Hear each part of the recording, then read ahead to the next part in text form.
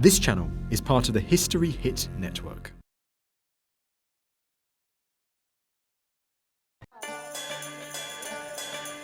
Jerusalem. Not only is it the holiest city in Israel, it is a bustling metropolis of shops, traffic, and people. Except on one day of the year, when all of that bustle suddenly stops. Why is this moment so important to the entire nation of Israel and all Jewish people worldwide? I'm about to find out. I'm in Jerusalem! Jerusalem.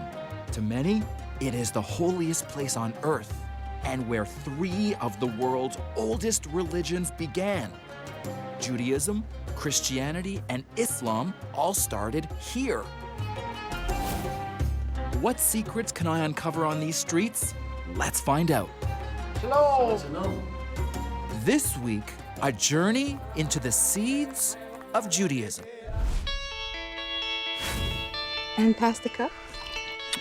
Who believes in heaven?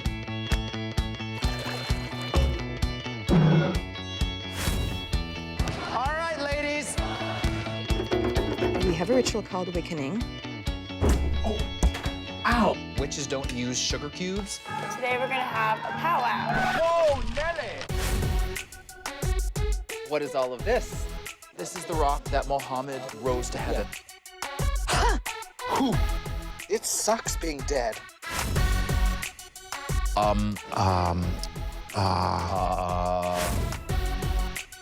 When you say tablets, you mean the 10 Commandments that were given to Moses are actually sitting there.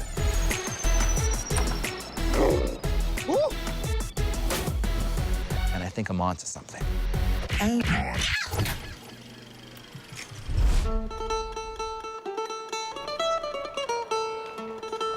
Jerusalem. As you walk its 4,000-year-old streets and the ancient markets of the Old City, it's not hard to feel the history of this place. And for the world's 14 million Jews, this amazing city is quite literally the holiest place in their religious universe. Now, I want to find out why Israel is so important to Jewish people, and most importantly, why it's so important to Jewish kids.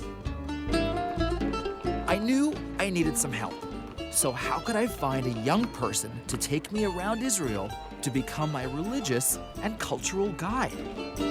Well, the producers put out a call on social media and they found Catherine, this amazing 17-year-old who used to be in Canada. Her dad is a rabbi and they now live in Jerusalem. And not only is she going to show me around, but she is also a documentary filmmaker and she's making a doc on why Jerusalem is so important to her. In the past summer, I did a film workshop called I Am You Are at the Cinematheque, which was Jews, Christians, and Muslims all learning how to make films together. And so that's why I'm interested in this. Sounds like the perfect girl.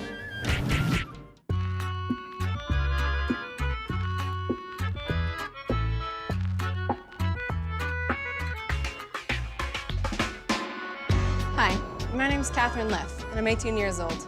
I used to live in Vancouver, Canada, but now I'm living in Jerusalem, Israel. Historically, Jerusalem has been home to so many different religions and cultures over the past thousands of years. And spiritually, Jerusalem is mentioned in Jews' prayers several times a day. So to be living in the place where Jews pray towards daily is an incredibly spiritual experience. I love seeing tourists walk around and mesmerized at how beautiful Jerusalem is, and know that it's my home. Watching Catherine's film was a great introduction as to why Jews hold Jerusalem so sacred to their religion. When I finally met Catherine in person, it was on the streets of the Jewish quarter of Jerusalem. How come all the buildings, even the brand new ones, look exactly the same? Well, it's the law in Jerusalem that all buildings have to have at least 80% Jerusalem stone on the outside. Okay. And we do that because it keeps it aesthetic. It's what makes Jerusalem so special. Yeah. Catherine explained to me how these buildings and ancient relics all lie at the heart of thousands and thousands of Old and New Testament Bible stories. The most amazing part of Jerusalem is just how old it is. The city's over 4,000 years old.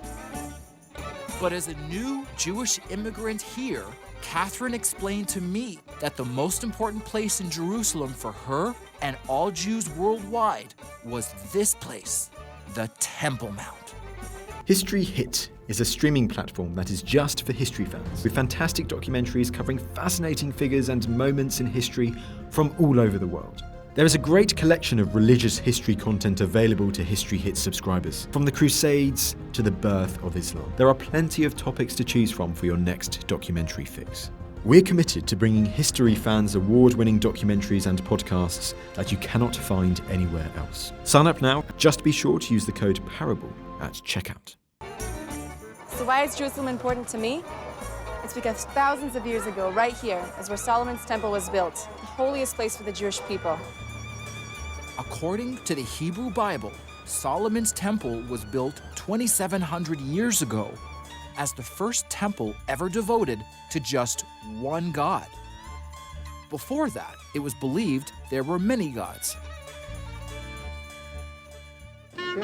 Catherine would show me part of her film that explored how and why the temple and Jerusalem became central to Jews through the words of this man, Rabbi Ken Spiro.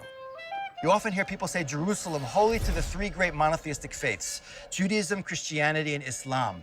And that's true, but Jerusalem may be holy to Christians and Muslims, but it's only holiest to the Jewish people. The other piece of information that people often aren't clear on is what's the holy spot to the Jews.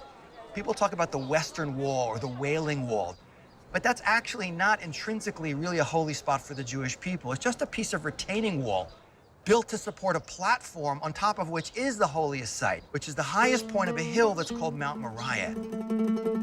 And on that site, that's the holiest spot in the world for the Jewish people. That's right. Under this gold dome lies both the remnants of Solomon's temple and the exact rock where it's believed the father of Judaism, Abraham, was called to meet God and sacrifice his son, Isaac. So Abraham travels for 3 days on a donkey, and when he gets to Jerusalem, God says, this is the spot. It was at that meeting between God and Abraham that God told Abraham that he had proved his faith by not questioning God's request. Isaac would be saved. God would then reward Abraham and his followers, the Jews, as God's chosen people, the first people on earth to believe in one and only one God. Abraham says to God, basically, I choose you, God. I choose to dedicate my life and the life of my children and my children's children, the Jewish people, to one mission, teaching the world about the reality of you. So since Abraham chooses God, God, so to speak, chooses Abraham back. He says, I choose you, Abraham, and your descendants. Jews also believe that 450 years after Abraham would bring Judaism to the world, the prophet Moses would then be called to Mount Sinai. He would be told of the 10 Commandments, which Moses would then inscribe on 2 tablets. Once those 10 Commandments, God's words, were placed in Solomon's temple, that exact location became the religious nerve center for all Jews worldwide. In Jewish consciousness, this is the holiest, intrinsically holy spot, and the logical place to take what's the holiest object, which is the temple, and build it on what is the holiest spot in the world. And the reason Jews feel so passionate about the Temple Mount and their biblical history is that they believe for 4,000 years they have held a unique and sacred responsibility to the world. There's a great phrase in Hebrew we call Tikkun Olam, which is fix the world. To be a model, never to convert, not to conquer. It's not a Jewish thing to proselytize and seek converts or build an empire, but rather to create a working model of a country, of a people, of a society that acts in a certain spiritual, moral way that the rest of the world will want to emulate. These Jewish beliefs have led Judaism to become one of the oldest religions in human history. But things have not always been easy for the Jews. I was about to discover These difficulties are the reason this moment has become so sacred to all Jews worldwide.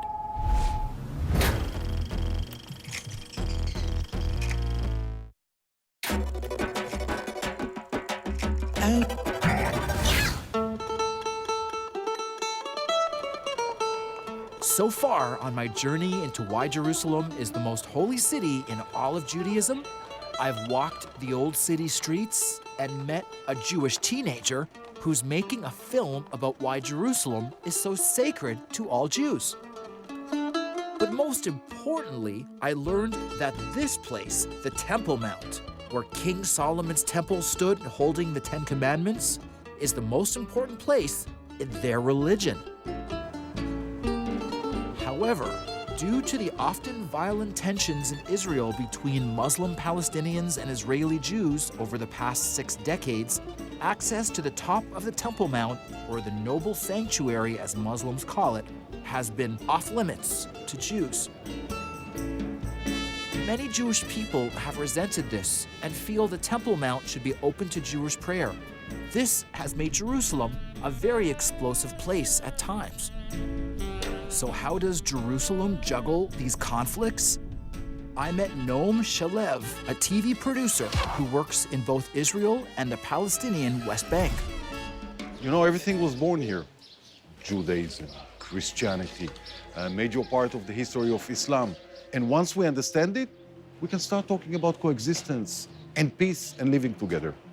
Talk to me about what the conflicts are like and how the residents function within these conflicts. The problem begins with those believers who negate and decline the other's right to worship, especially when we're talking about a single, not too high a mountain called Temple Mount, which is sacred to Jews, Christians, and Muslims. And Jews and the Muslims are fighting about it bitterly, and each of them are saying, it's mine.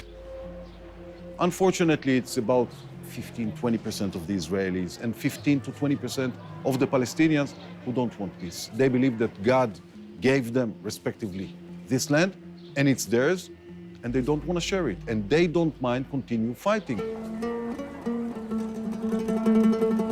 Despite the sometimes explosive religious tensions, walking around the old city of Jerusalem was a far different experience than what you might see on the international news.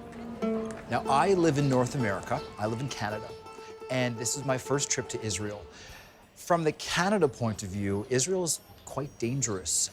But I have to be honest with you, I have never felt safer. There's no conflict, it's quiet, it's clean, it's beautiful. What is the state of Israel doing to achieve this peace? Israel is investing so much in security, both personal security for the citizen, national security, international security, more than any other state in percentage. The old city of Jerusalem has more closed-circuit cameras than any other place in the world. Everything is photographed. There are cameras all over the place, and there is a police control center with policemen sitting in watching all this footage. Would you like to see that? I would love to. Let's go. Okay.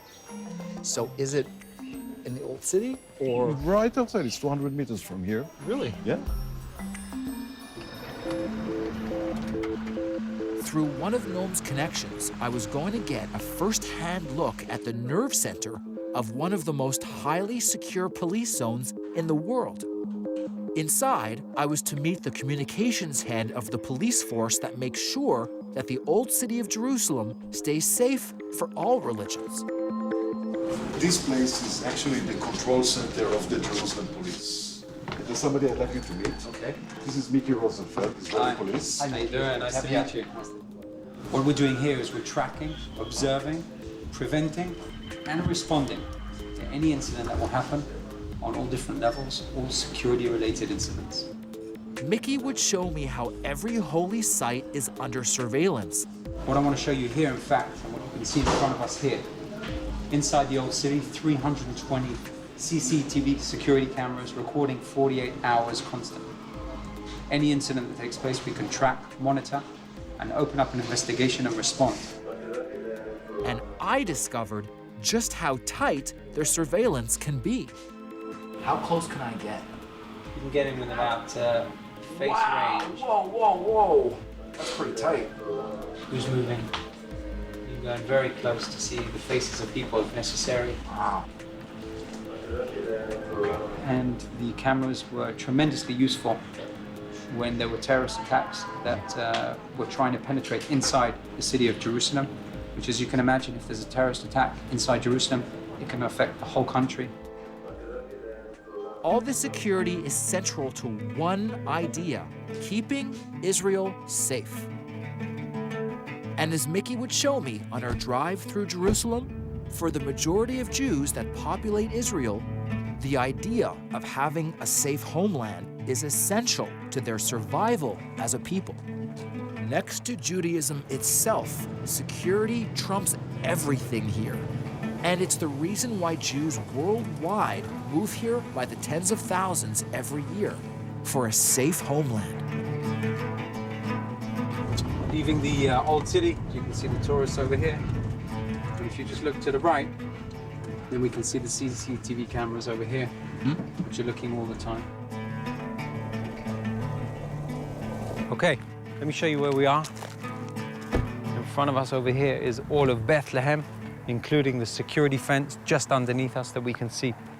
So we're at a tremendously important, significant place in between Jerusalem and the Hebron area, making sure any insecurity-related incidents cannot take place inside Jerusalem. There is no doubt that this security wall between Jerusalem and the Palestinian West Bank has led to serious hardships for Palestinians who have effectively been locked out of Israel and its economy. And of course, the wall has led to intense international scorn for the Israeli government. But since the Palestinian terror attacks between 2000 and 2003, for Jews, this wall is only about one thing: keeping Israel safe. And that is why Jews will never forget their history and what they are trying to protect. It's almost 10 a.m. and I'm in downtown Jerusalem. And today is a very important day. And at 10 a.m. sharp, everything stops.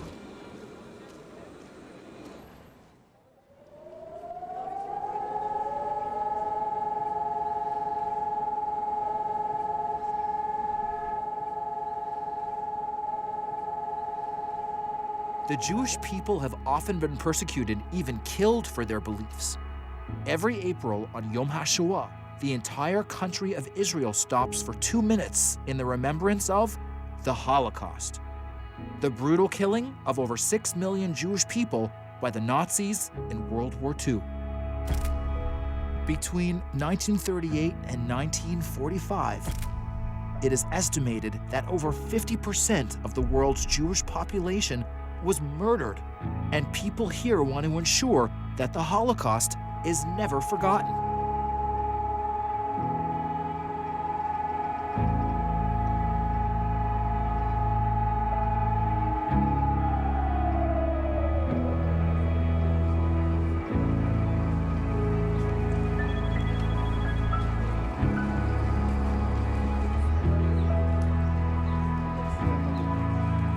The moment of silence and the remembrance of the millions of Jews killed is stitched into the fabric of society and remembered by the old and young alike. So what happens with the box? We want to leave it to the next generations, so the stories always remain. We realized that it would be good to leave a message to the future generations because they are the ones that are going to be in charge of taking the message and always remembering, and also because now we have survivors, but in like 5 years, 10 years, they will be no more. And thank you so much. But for Jews, they also know that they can't always live in the past, and their religion is very much about hope, peace, and the future.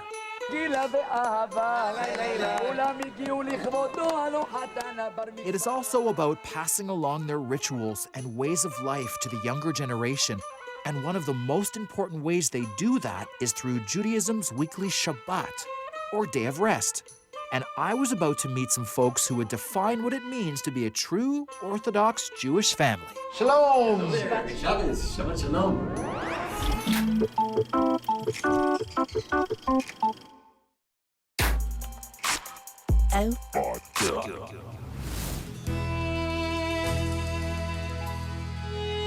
So far on my journey into the roots of Judaism, I've learned the true meaning of the Temple Mount to Jews worldwide. And I witnessed how the security of Israel and the remembrance of its past has been woven into the fabric of society here. But my last stop would be with young filmmaker Catherine, who is going to take me to a special Shabbat dinner. One of my absolute favorite Jewish rituals is Shabbat, the Sabbath. It's where once a week you take a mini vacation. You let go of your phones, your computer, your car, and you just take time once a week to hang out with your family, talk to your friends, eat a delicious meal. I mean, how can you get better than that? That's right. Starting at sundown on Friday until sundown on Saturday, all Jews take Shabbat, a day of rest as defined in the Jewish Bible. Shalom! Shabbat shalom.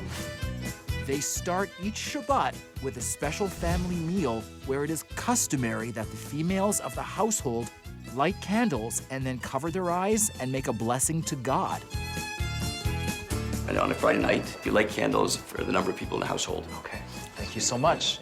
Catherine, sit over here. Then, the family will gather around the table and the father of the family leads in a set of hymns, including a blessing to the mothers of the family.